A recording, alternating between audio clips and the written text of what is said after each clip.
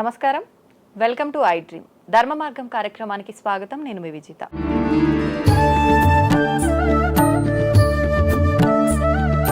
ప్రస్తుతం మనతో పాటు ఉన్నారు ప్రముఖ జ్యోతిష్య వాస్తు పండితులు మరియు లలిత ఉపాసకులు నానాజీ పట్నాయక్ గారు. ఇప్పుడు వారితో మాట్లాడదాం. నమస్కారం అండి. శ్రీమాత్రే నమః. గురుగారు, మనకు దేవి నవరాత్రులు ప్రారంభం కాబోతున్నాయి. ఏ రోజు నుంచి దేవి నవరాత్రులు ప్రారంభం కాబోతున్నాయి? నవరాత్రుల విశిష్టత గురించి తెలియజేయండి. తప్పకుండా అమ్మా. మనకి దేవీ నవరాత్రుల విశిష్టత గురించి మీరు అడిగారు. ఫస్ట్ ఆఫ్ ఆల్ మనకి ప్రతి సంవత్సరం దసరా నవరాత్రులు అంటారు వీటిని.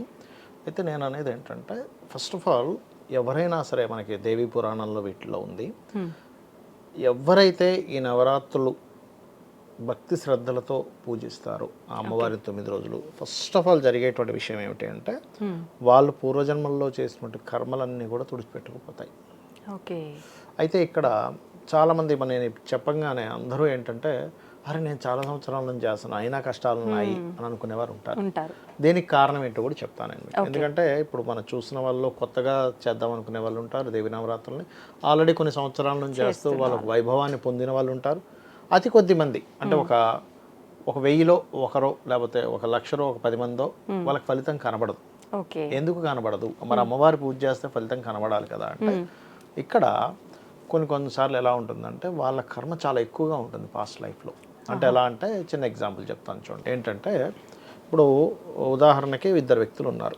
ఒకతను ₹1,00,000 లోన్ తీసుకున్నాడు, ఇంకో అతను ₹1,00,00,000 లోన్ తీసుకున్నాడు. ఈ ₹1,00,000 లోన్ తీసుకున్న అతను ప్రతి నెల 10,000 కడితే 10 నెలలు అయిపోయింది. కానీ ₹1,00,000 లోన్ తీసుకున్న అతను ప్రతి నెల 10,000 కడితే ఎప్పుడు కావాలి? చాలా సంవత్సరాలు పడుతుంది. అసలు తీరుతుందో లేదో కూడా చెప్పలేము. అంటే ఇక్కడ ఏంటంటే వాళ్ళ పాస్ట్ లైఫ్ కర్మ చాలా ఎక్కువగా ఉంటుంది కొంతమందికి. మరి ఇదంతా ఏమవుతుంది అంటే, లోన్ క్లియర్ అవుతూ ఉంటుంది. అక్కడ లోన్ యొక్క అంటే రుణము తగ్గుతూ ఉంటుంది. మనకు తెలియక మనం ఏమనుకుంటామంటే, ఇప్పుడు అందరికీ వస్తుంది దేవి నవరాత్రులు చేస్తే, మరి నాకెందుకు రావట్లేదు, నాకు ఈ దేవత అనుగ్రహించదేమో అనేటువంటి సంశయంలోకి వెళ్ళిన వాళ్ళని కూడా నేను చూసా. అవును, ఉంటారు. ఇప్పుడు చాలా మంది, ఇప్పుడు మనం లలితా సహస్ర నామాలకి ఒక్కొక్క నామానికి అర్థము, దాని యొక్క అంటే ఆ నామాన్ని ఉచ్చరించడం ద్వారా వచ్చేటువంటి శక్తి దేనికి పనికొస్తుందని చెప్తూ వచ్చాం. చాలా మందికి ఏమనిపిస్తుందంటే, ఇప్పుడు సంపత్కరి సమారూఢ సింధుర వ్రజ సేవితాయ నమః చేసుకుంటే ఫైనాన్షియల్ గ్రోత్ అన్న 1,00,000 మందికి వస్తే ఒకటి రావట్లేదు, ఏమైంది అనుకుంటారు. కానీ ఏంటంటే వాళ్ళకి పాస్ట్ లైఫ్లో ఫైనాన్షియల్ కర్మ చాలా బలంగా ఉంటుంది. వాళ్ళకి ఏదో అందరూ చేసినట్టుగా ఒక 45 నిమిషాలు చేస్తే కుదరదు, ఇంకొంచెం నిష్టగా చేయాలి. పాయింట్ నెంబర్ 1, ఇంకొంచెం ఎక్కువ నిష్టగా చేయాలి. రెండవది, ఇంకా ఎక్కువ కర్మ ఉంది అని మనం అర్థం చేసుకోవాలి. ఇంకో విషయం కూడా జరుగుతుంది. ఎలా అంటే, వీళ్ళకి బ్యాడ్ కర్మాస్ అయ్యే ఉంటాయి. ఆ బ్యాడ్ కర్మ జరగకుండా ఆగుతుంటుంది వీళ్ళు నవరాత్రులు చేసినప్పుడు. వీళ్ళు ఏమనుకుంటారు, నాకేదో కోట్లు కలిసి రావాలి, 1,00,000 కలిసి రావాలి, ఏమిటి ఇంకా నాకు కలిసి రావట్లేదు అనుకుంటారు. అది కొద్దిమంది నేను చెప్పాను, వీళ్ళు అనుకున్నది జరగలేదు అనుకుంటారు. కానీ అసలు పెద్ద విపత్తు జరగాల్సింది ఆగిందన్న విషయం తెలియదు వీళ్ళకి. అలా ఇంకొక విషయం ఏంటంటే, అంటే అసలు మనం ఫస్ట్ ఎందుకు పూజలు ఫలించవు అనే దాని మీద చెప్పి నేను మీకు ఎలా చేస్తే ఫలిస్తాయో చెప్తాను నేను మీకు. అదొకటి. ఇంకోటి ఏంటంటే, ఎప్పుడు స్టార్ట్ చేసే ప్రతిసారి వీళ్ళు ఏమనుకుంటారంటే, ఏంటో ఎన్నోసార్లు నేను చేస్తున్నా నాకేం ఫలితం లేదనే మైండ్ సెట్తో స్టార్ట్ చేస్తారు. నమ్మకం లేకపోవడం కాదు, వీళ్ళకి భగవంతుడు ఉన్నాడని నమ్మకం ఉంటుంది, పూజ చేస్తారు. కానీ ఏమవుతుంటుందంటే, మైండ్లో ఎంతసేపు కూడా ఏంటో నాకు ఈ కష్టాలు ఉన్నాయి, ఏంటో అనుకుంటారు. కానీ కంప్లీట్ శరణాగతి చేయరు. కంప్లీట్ శరణాగతి అనేటువంటి చేయరు. ఇన్ని రీజన్స్ ఉంటాయి, లాట్ ఆఫ్ రీజన్స్ ఉంటాయి ఒక పూజ ఫలించడానికి. ఇంకోటి ఏంటంటే, ఇప్పుడు నేను మీకు ఒక చిన్న ఎగ్జాంపుల్ చెప్తా చూడండి. మనకి ఇంతమంది దేవీ దేవతలు కానీ ఇన్ని అవతారాలు కానీ ఎందుకు అంటే, ఒకటి, మీ యొక్క కర్మ ఏంటి దానికి తగ్గట్టుగా ఆ రూపాన్ని మీరు ఆరాధిస్తారు. ఓకే. ఇప్పుడు మనకి చిన్న ఈ రూమే ఉందమ్మా, అక్కడ ఒక 10 స్విచ్చెస్ ఉన్నాయి. ఏ స్విచ్ చేస్తే ఏ లైట్ వెలుగుతుందని ఉంటుంది. అంతేకాని మరి రాంగ్ స్విచ్ చేసి ఆ లైట్ వెలగాలంటే వెలగదు. చాలా మంది చేసేది ఏంటంటే, ఏమంటే నాకు చాలా కష్టం వచ్చింది అందుకే నేను పోయి ఏదో పూజ చేసేసుకున్నా అంటాడు. అసలు దేనికి నువ్వు చేసావు పూజ? వేదంలో ఇంతమంది దేవతామూర్తులను ఎందుకు చెప్పారు? భగవంతుడు ఇన్ని రూపాలుగా ఎందుకున్నాడు? గణపతి రూపంలో ఎందుకున్నాడు? అమ్మవారి రూపంలో ఎందుకున్నాడు? ఈశ్వరుడు రూపంలో ఎందుకున్నాడు? ఆ యొక్క శ్రీకృష్ణ పరమాత్మే స్వయంగా అర్జునుడిని పరమేశ్వరుడి దగ్గర తీసుకెళ్తాడు. ఆయన ఒకరోజు ఒక శబదం పూంతాడు, రేపు సాయంత్రం కల్లా అతని శిరస్సును ఖండిస్తాను, లేకపోతే నేను అస్త్ర సన్యాసం చేస్తానని. ఎందుకు తీసుకెళ్ళాడు అంటే కామ్యం నెరవేరడానికి. అట్లా ఒక్కొక్క దానికి ఒక్కొక్కటి ఉంది. మనమేం చేస్తున్నామంటే నాకు ఒకటి కావాలంటే ఏదో టాబ్లెట్ వేసుకుంటే నాకేదో తగ్గుతుంది అన్నట్టుగా ఉంటుంది. తలనొప్పి టాబ్లెట్ ఉంటుంది, ఈనో తాగేసాను, నాకు తలనొప్పి తగ్గలేదు. ఇట్లా ఏంటంటే మీకు కామ్యం ఉన్నప్పుడు పర్టికులర్గా ఏం చేయాలనేది ఒక సిస్టమ్ ఉంటుంది దేవీ నవరాత్రుల్లో. అలా ఈ దేవీ నవరాత్రుల్లో మీకు ఉదాహరణకి అనుకున్న కామ్యం నెరవేరాలి అనుకోండి, చాలా ఉన్నాయి, బాధ్యతలు ఉంటాయి చాలా మందికి. అలాంటి వారు ఎక్కువగా ఎర్రటి వస్త్రాన్ని ధరించి కనుక దేవీ నవరాత్రులు కనుక చేసినట్లయితే ఖచ్చితంగా కామ్యం నెరవేరుతుంది.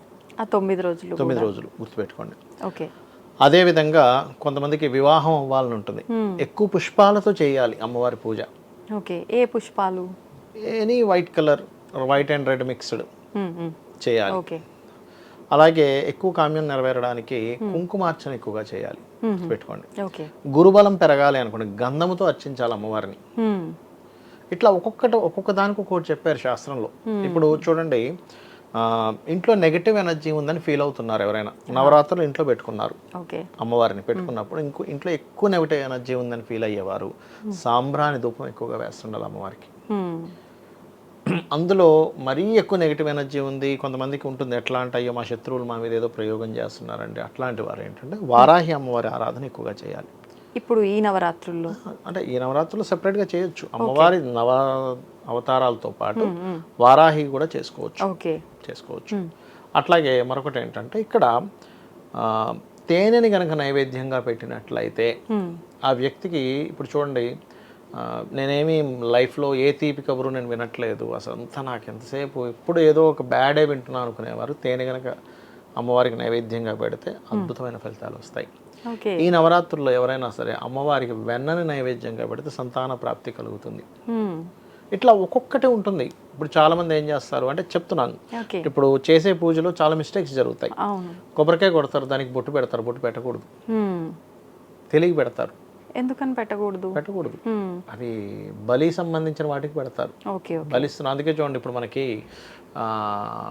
కారు కానీ బైక్ కానీ కొన్నప్పుడు దాన్ని ఏం చేస్తారంటే కొబ్బరికాయ తిప్పుతారు చూడండి, పీచు అటువైపు ఉండేలా పెట్టి తిప్పుతారు, దానికి బొట్టు పెట్టి కొడతారు. అంటే ఏమిటి, ఒక బలి ఇచ్చేసాం దానికి. అంటే అది ఇంకొక నెగటివ్ సంబంధించిన దాంట్లోకి వెళ్లకుండా మనం చేసాం. ఇక్కడ అమ్మవారి ముందు చేసేది అది కాదు కదా, భక్తితో చేస్తున్నాం కదా, అలా అనమాట. సో లాట్ ఆఫ్ ఇది ఉంటుంది. బట్ ఒకటే అన్నిటికీ మూలం ఏంటంటే అమ్మవారిని భక్తిగా ఉదయము సాయంత్రం దీపారాధన చేయడము, అదేవిధంగా బ్రహ్మచర్యం పాటించడం, 9 రోజులు నేల మీద నిద్రపోవడము. ఆ 9 రోజులు ఒక అలవాటు చేసుకోవాలి. ఏమి చేస్తున్నా ఏమి జరుగుతున్నా అమ్మవారి కోసం చేస్తున్నాను, అమ్మవారే నాకు ఇస్తుంది, అమ్మవారి గురించి ప్రతిదీ అమ్మవారికి సమర్పిస్తూ చేయడం. అది కంప్లీట్గా స్ట్రిక్ట్గా కనుక పాటిస్తే మీకు ఎంత ఆత్మవిశ్వాసం పెరుగుతుందంటే ఎస్ నాతో అమ్మవారు ఉందని ఆ సెన్స్ మీకు తెలుస్తుంది. అది చేయగలగాలి. ఇప్పుడు ఇంట్లో చేయాలనుకునే వాళ్ళు ఇంట్లో అమ్మవారిని ఫోటో పెట్టి చేసుకోవాలి. విగ్రహమే పెట్టాలని రూల్ ఏం లేదు, కొంతమంది పెట్టుకుంటారు, బట్ దానికి ప్రత్యేకమైన నైవేద్యాలు అవి పెట్టుకోవాలి.